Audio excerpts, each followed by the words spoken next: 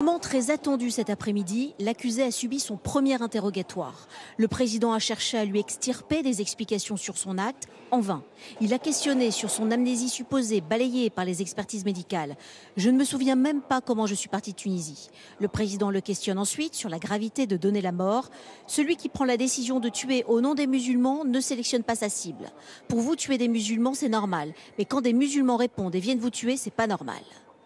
De manière très étrange, en tout cas dans sa conception des choses, il a à demi-mot commencé à reconnaître que la possibilité de tuer quelqu'un d'autre d'une autre religion, de nier ce qu'il est en tant qu'être humain pour ce conflit de religion est légitime. Son système de défense, cette amnésie totale, ne pourrait pas résister à l'oralité des débats. Elle n'a pas résisté à l'oralité des débats aujourd'hui. Alors on n'a pas les réponses à toutes les questions, on n'a pas encore abordé les faits, mais on a quand même fait un grand pas vers un accusé qui enfin s'exprime. Même un peu, c'est déjà beaucoup, après 5 ans de silence le plus total. Mais pour l'avocat de l'accusé, il ne s'agit pas d'un début d'aveu. On a parlé de sa personnalité, on a parlé de son rapport à la religion, on a parlé de ce qu'il pensait. On n'a pas parlé des faits en eux-mêmes.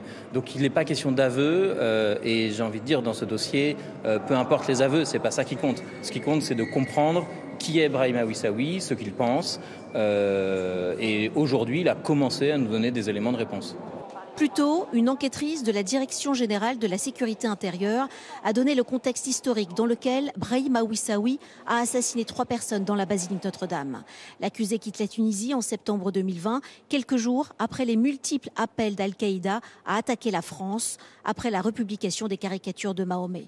Celui qui attaque le prophète doit être tué.